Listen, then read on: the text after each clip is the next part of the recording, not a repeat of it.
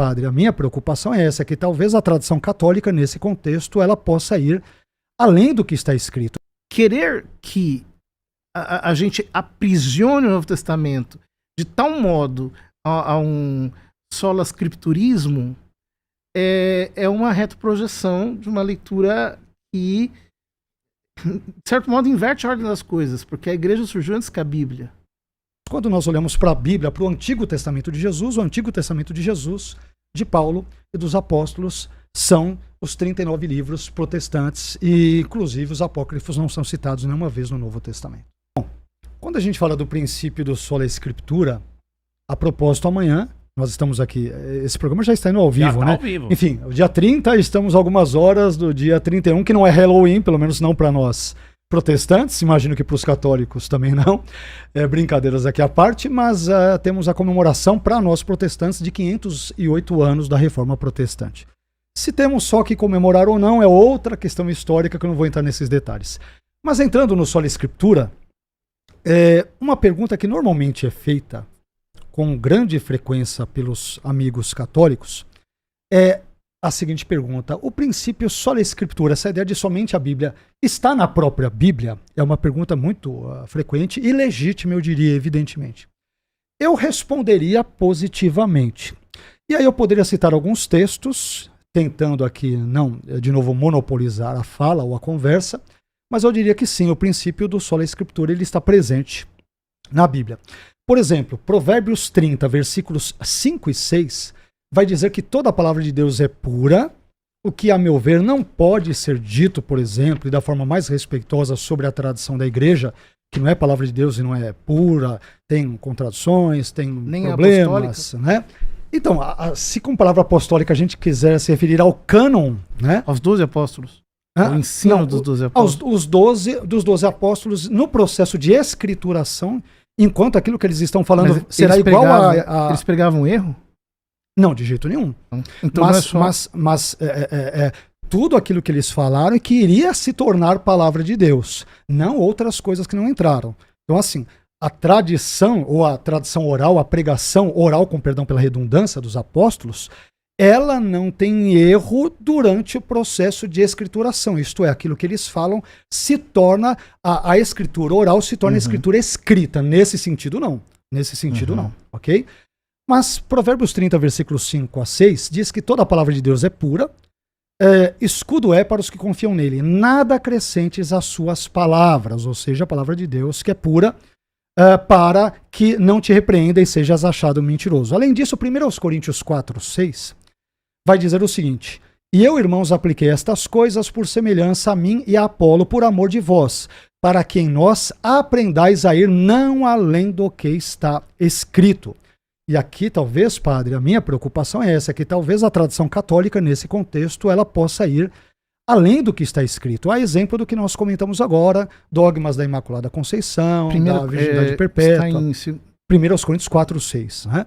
Então, dogma da Imaculada Conceição, Virgindade Perpétua, da Assunção de Maria, que a gente nem comentou, e embora eu conheça o pensamento católico a esse respeito, mas Paulo vai dizer para nós não irmos além do que está escrito. E eu entendo que quando o Novo Testamento, adiantando um ponto que eventualmente talvez o senhor me pergunte, quando o Novo Testamento cita a palavra paradóxis ou tradição, ou paradóxeis, tradições no plural, algumas vezes, essa tradição, evidentemente de acordo com o contexto, ela pode ter vários sentidos, mas se a referência for a pregação dos apóstolos, não pode ser algo diferente daquilo que eles, por exemplo, ensinaram no Novo Testamento. Não pode ser uma heresia, não pode ser nada que contradiga aquilo que o texto escrito, por exemplo, traz.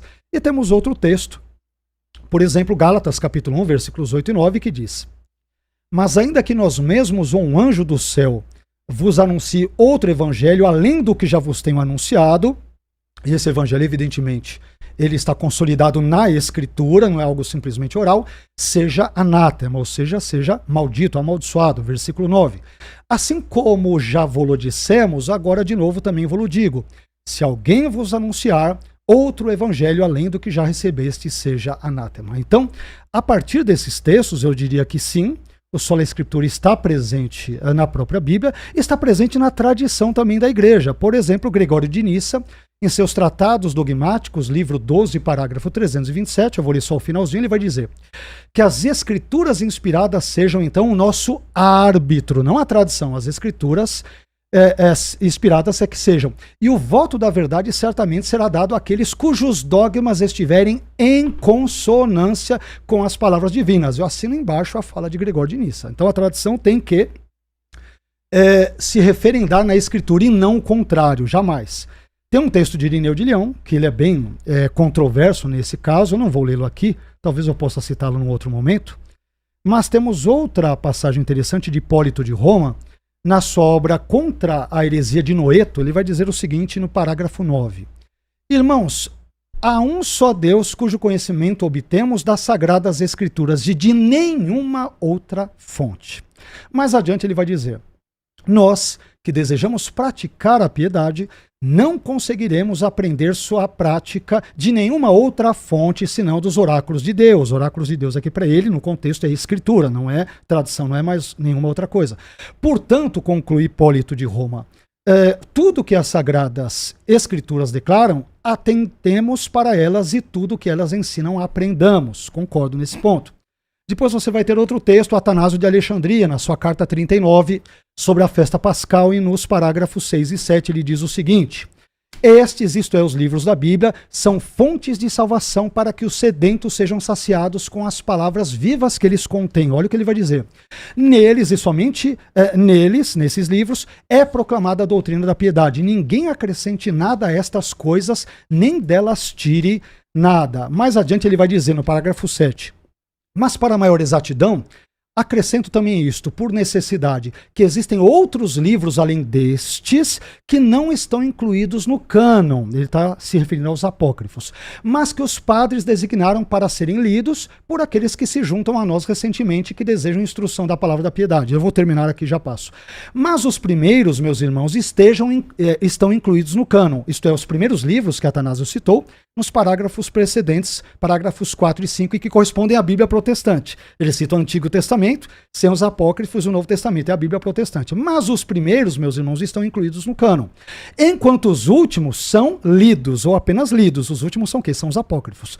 E não há em lugar algum menção a escritos apócrifos. Estes são, porém, uma invenção de hereges, que os escrevem quando lhes convém, conferindo-lhes sua aprovação e atribuindo-lhes uma data para que, usando-os como escritos antigos, possam encontrar ocasião para desviar o simples. Eu paro aqui, mas a meu ver, a perspectiva do sola escritura aparece na própria Bíblia e também em alguns países da igreja importantes, como brevemente citei. Isso sim eu acho que é uma retroprojeção. Por quê? Bom, em primeiro lugar, quando Provérbios 38, versículos 5 e 6. 5 e 6 fala de escritura, naquele tempo, naquele momento, nem o cânon judaico estava fechado. A gente sabe que o cânon judaico foi fechado tardiamente, talvez até depois do cânon cristão. Ok.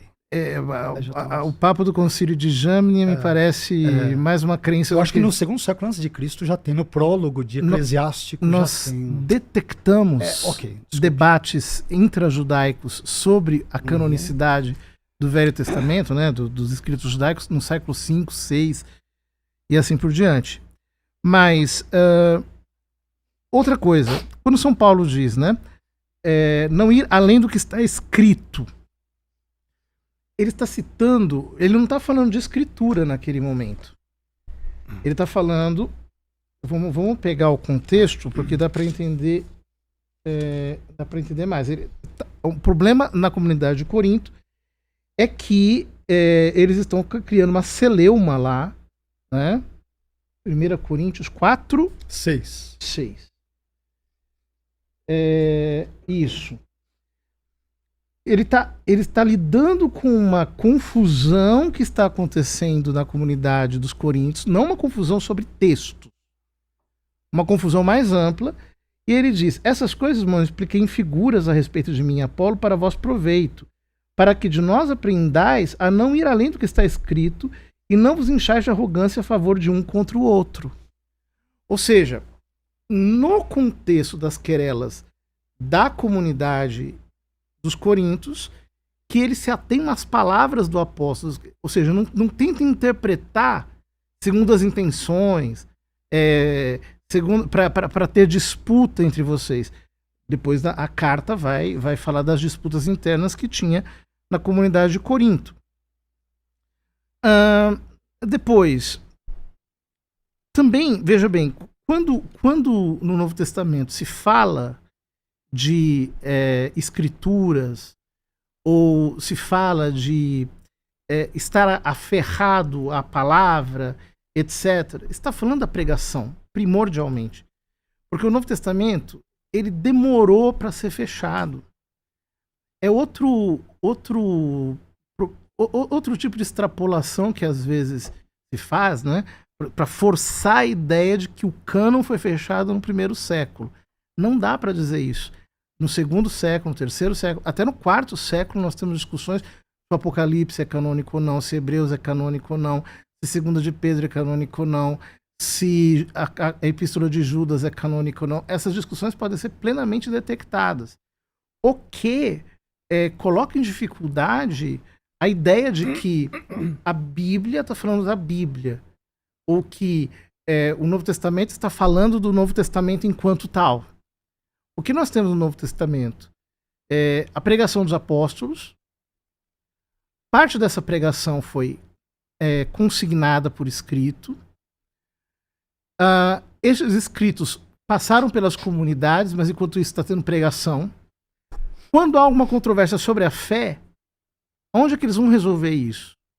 Eles vão resolver isso nas igrejas apostólicas, exatamente como Irineu diz no Adversus Héreses. Querem saber qual que é a doutrina ortodoxa? Vão às igrejas apostólicas. Eu poderia, diz ele, rastrear a sucessão apostólica de todos os bispos do presente, mas vou fazer isso só com a igreja de Roma, que é aquela que é mais proeminente. Então veja,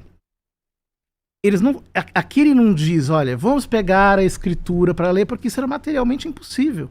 Ainda estava em debate sobre o que de fato era Novo Testamento. E querer que a gente aprisione o Novo Testamento de tal modo a um sola scripturismo é uma retroprojeção de uma leitura que, de certo modo, inverte a ordem das coisas, porque a igreja surgiu antes que a Bíblia. E o próprio apóstolo diz que a igreja é coluna e fundamento da verdade. Eles começaram a pregar antes da Bíblia. A pregação apostólica, ela antecede o Novo Testamento e, por definição, aquilo que eles pregaram transcende. E eles não são só infalíveis enquanto eles escrevem, não. Eles são infalíveis enquanto pregam. Essa é a doutrina dos apóstolos. Não podem falhar. Eles são os detentores da revelação. A revelação termina com eles. Posso ir? Bom, o senhor comentou, entre outras coisas, que nós não temos por exemplo, um cânon já fechado tal no Novo Testamento no período do primeiro século, né?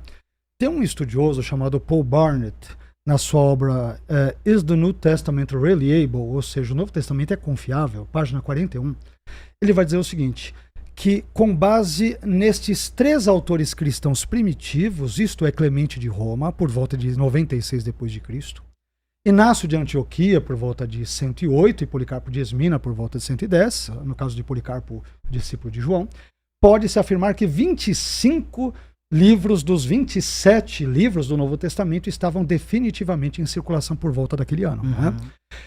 Existem, a meu ver, eu acho que no primeiro século nós já temos um reconhecimento geral dos 27 livros do Novo Testamento, embora a batida do martelo em termos conciliares e posteriores só vão se dar a partir do contexto do quarto século. Aí envolve Atanásio, a discussão com Agostinho e tantas outras circunstâncias. Então é mais ou menos por aí.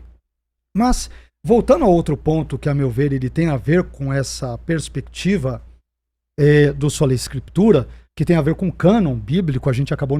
Quer dizer, a gente está, de certa forma, entrando na questão do cânon, mas não entramos falando sobre o cânon bíblico. o que acontece? Quando nós vamos para o Antigo Testamento, nós temos, evidentemente, no Novo Testamento, católicos e protestantes concordam quanto ao Novo Testamento. No Antigo Testamento, nós temos uma divergência quanto aos chamados apócrifos por nós protestantes e deuterocanônicos pelos católicos. E aí, é importante a gente ver o seguinte: parte significativa da tradição apostólica, vamos assim dizer, por exemplo, vários pais da igreja vão defender que o cânon veterotestamentário ele é composto de 22 livros, 22 ou 24, dependendo da leitura, mas que são os mesmíssimos 39 livros que as Bíblias protestantes têm. E não vão dizer, por exemplo, que o cânon do Antigo Testamento é composto por 46 livros, que vai corresponder ao cânon católico. E entre esses pais da igreja, eu posso citar Orígenes, que é citado por Eusébio de Cesareia em sua História Eclesiástica, livro 6, capítulo 25, parágrafos 1 e 2. Atanásio de Alexandria, eu li inclusive um trecho dele agora há pouco, né? Na carta 39, capítulo 4. Hilário de Poitiers, no Tratado sobre os Salmos, introdução aos Salmos, no parágrafo 15. Jerônimo, no Prólogos Galeatos, ou seja, o prefácio com capacete, que é um título inclusive bem-humorado, engraçado, né? Que é o prefácio que ele escreveu à sua tradução dos livros de Samuel e Reis, no Antigo Testamento. Cirilo de Jerusalém, nas suas palestras catequéticas, livro 4 e capítulo, por exemplo, 35. Basílio de Cesareia e Gregório Nazianzeno, na Filocalia de Orígenes, capítulo 3, que é uma compilação que eles fizeram de passagens selecionadas das obras de Orígenes.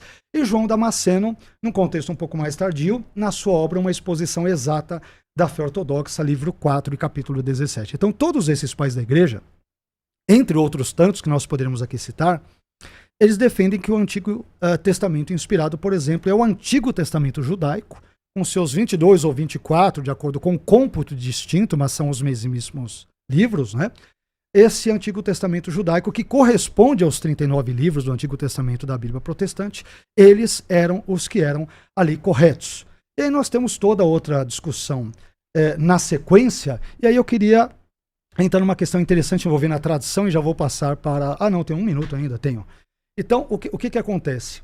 Os livros apócrifos, eles foram rejeitados pelo judaísmo, não é isso? Os judeus, eles rejeitam os livros apócrifos, e por quê? O Talmud babilônico, no tratado Yoma 9b, cujo teor é repetido também no tratado Sanhedrin 11a, e no Midrash Rabbah de Cântico dos Cânticos, que é um comentário a Shir Hashirim, que é o Cântico dos Cânticos, ele diz o seguinte: depois que os últimos profetas Ageu, Zacarias e Malaquias morreram, o Espírito Santo deixou Israel, mas a nação ainda contava com a Bat Kol, que é uma voz que vem do céu, um conceito judaico. Eu não vou entrar aqui nesses detalhes, porque nós vamos ter N outros desdobramentos aqui. Mas o que acontece? O que veio influenciar decisivamente a igreja, no caso a católica, a incluir os apócrifos no cânon, a meu ver, foi Agostinho de Hipona, na sua obra Cidade de Deus, capítulo 18, parágrafos 43 e 44, onde ele vai dizer o seguinte: eu também, segundo a minha capacidade e seguindo as pegadas dos apóstolos, os quais citaram os testemunhos proféticos de ambos, isto é, da Bíblia Hebraica e da Septuaginta, creio que ambas devem ser usadas com igual autoridade, já que são uma só e também divinas. Mas quando nós olhamos para a Bíblia, para o Antigo Testamento de Jesus, o Antigo Testamento de Jesus, de Paulo e dos apóstolos, são os 39 livros protestantes, e inclusive os apócrifos não são citados nenhuma vez no Novo Testamento. Bom, o senhor mencionava que o Paul Burnett fala sobre Clemente, Policarpo e Irineu. Perfeito. Como autores nos quais... No contexto final do século 100, ali, do ano 100, século 100, ano 100. Do século II, são autores muito primitivos. Perfeito. Que o cânon do Novo Testamento já estava praticamente ali estabelecido com eles. Perfeito. Esses mesmos autores citam os deuterocanônicos. Uhum. Por exemplo, Clemente Romano cita na carta aos Coríntios: o Senhor entregou Holofernes nas mãos de uma mulher, Judite. Sim. Ele cita o livro da sabedoria: quem diria a ele o que fizeste, a quem resistiria a força do seu poder? Aos Coríntios. A Didaqué, que é anterior ainda, cita o livro do Eclesiástico: não te pareças com aqueles que abrem a mão para receber e retiram quando devem dar. Policarpo de Esmirna, que ele também cita, ele cita Tobias, Quando puderem fazer o bem, não posterguem, pois a esmola livra da morte. 2 versículos de Tobias 4:10 e 12:9. Pastor de Hermas, que também é mais antigo, 2 Macabeus 7:28. Primeiro de tudo, acredito que há um só Deus que criou e terminou tudo e fez todas as coisas do nada. Aliás, esse versículo de 2 Macabeus. A profissão de fé protestante, tanto quanto a católica, crê que Deus criou tudo ex nihilo. Tudo do nada. Na Bíblia, a única ocorrência de que Deus criou tudo do nada está em 2 Macabeus 7:28. Portanto, uma doutrina fundamental está apoiada num deuterocanônico.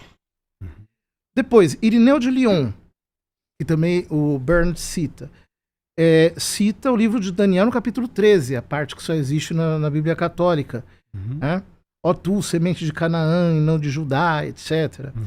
Também no Contra as Heresias, ele cita o livro de Daniel no capítulo 14. Também cita... bom, enfim, aqui as citações Baruque, no capítulo 4, versículo 36 adiante. Mas, o que mais eu acho interessante em relação aos deuterocanônicos é o seguinte. Esse versículo de 2 Macabeus eu acho realmente impressionante, porque é uma fé comum que nós fundamentamos num versículo deuterocanônico. Mas o prólogo de São João. Se nós pegamos o prólogo de São João, o prólogo de São João é praticamente a compilação de versículos de Sabedoria 7, Baruque 3 e Eclesiástico 24. O evangelista costura, porque aqui não é que ele está simplesmente citando ou mencionando ou contando uma notícia. Ele está citando, citando mesmo e costurando aqueles textos para mostrar que o verbo se fez carne, que ele tabernaculou, que ele montou essa tenda, a sua tenda entre nós.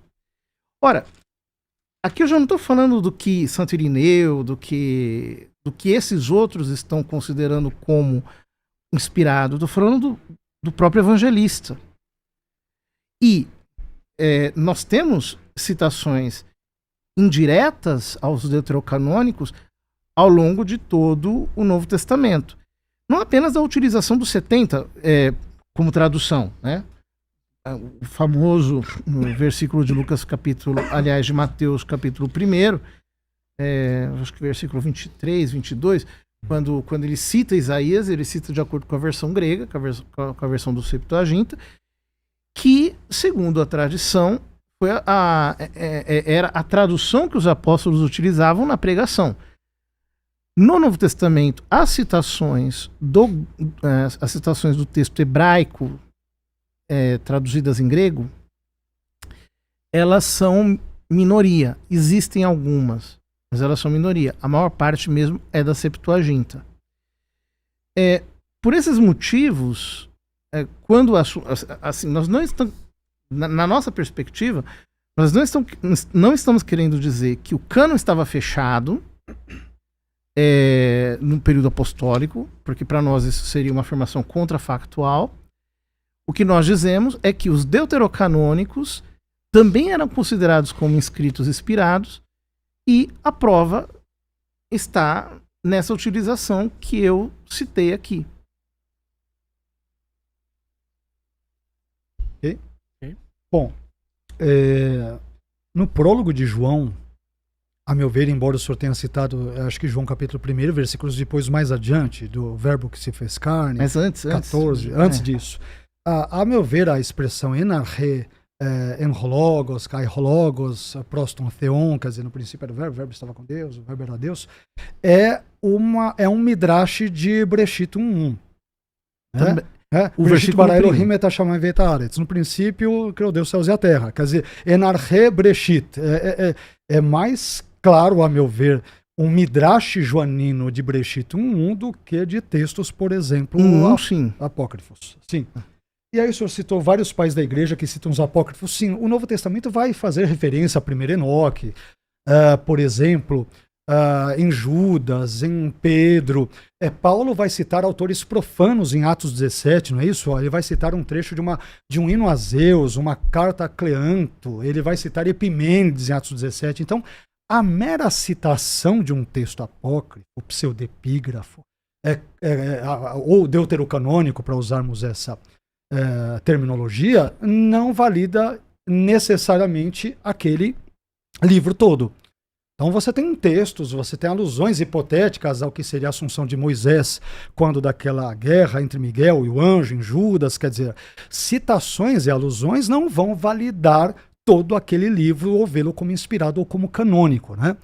E aproveitando o gancho, porque, por exemplo, nós protestantes não aceitamos, aproveitando esse ponto que eu acho que é importante, não aceitamos os apócrifos no contexto veterotestamentário aqui, que é a nossa conversa, como parte do cânon. Eu acho que tem várias razões, dentre elas, eu já citei algumas delas envolvendo a paz da igreja e tantas outras situações. Não era a Bíblia de Jesus, não era a Bíblia de Paulo, de Pedro, dos apóstolos, né? Mas também teríamos razões doutrinárias ou teológicas. Alguma dessas coisas o senhor citou, acho que bem en passant. Por exemplo, a purificação de todo pecado pela esmola, Tobias 12:9. A esmola livra da morte e purifica de todo pecado. Os que dão esmola terão longa vida. Isso, a meu ver, é contraditório com João capítulo 1, versículo 7. Mas se andarmos na luz, como ele na luz está, temos comunhão uns com os outros, e o sangue de Jesus Cristo, seu Filho, nos purifica de todo pecado. Depois, a expiação dos pecados pelas esmolas. A água apaga a chama, a esmola expia os pecados. Eclesiásticos 3:30. Isso é contra Levítico 17:11 e Hebreus 9:22. É uma contradição. A oração em sacrifício pelos mortos, no famoso texto de 2 Macabeus 12, versículos 44 e 45, que o Novo Testamento não vai se referir a isso em nenhum momento, até o Antigo e Novo Testamento não vai citar. Razões geográficas, erros geográficos. O livro de Tobias, ele diz que entre a cidade de Rages, que era situada na montanha, e a cidade de Ecbátana, que estava localizada no meio de uma planície, haveria não mais do que 2 dias de caminhada, conforme Tobias 5:6. Porém, Ecbátana está situada a uma altitude de 2.000 metros, sendo muito mais alta que Rages, e além disso há uma distância de 300 quilômetros entre essas cidades, ou seja, nós temos um erro aqui, portanto, geográfico. Razões históricas. Nabucodonosor, ele é visto nos apócrifos como reinando sobre a Síria e Nínive, e a própria Bíblia de Jerusalém vai admitir em nota, apesar das ressalvas que o senhor fez, sem dúvida, estou levando-as em consideração, mas a própria Bíblia de Jerusalém vai dizer: Nabucodonosor, rei da Babilônia, nunca foi chamado de rei da Síria e nem reinou em Nínive, né? Então nós temos também um problema histórico. Razões literárias. Nós temos a existência de histórias lendárias, ou seja, um exorcismo através de um peixe, a explosão de um dragão e o transporte de um profeta, no caso Abacuque, pelos cabelos desde a Judeia até a Babilônia, para levar uma quentinha ali. Acho que é um dos primeiros casos de delivery ali, presentes ali naquele contexto apócrifo. Então, além disso, nós temos razões proféticas. O próprio livro de 1 Macabeus 9:27 vai se referir ao seguinte fato: foi esta uma grande tribulação para Israel, qual não tinha havido desde o dia em que não mais aparecera um profeta no meio deles. Quer dizer, dá a entender o texto que não apareceu um profeta naquele período, no contexto todo de 1 Macabeus 9:27, e que, portanto, isso apontaria para um silêncio profético, por exemplo, no contexto dos apócrifos, que é a mesma perspectiva judaica no período interbíblico. Não estou me referindo ao contexto aqui neotestamentário. Mas aí, de forma geral, estes seriam os itens aqui também para passar a bola para o senhor, padre.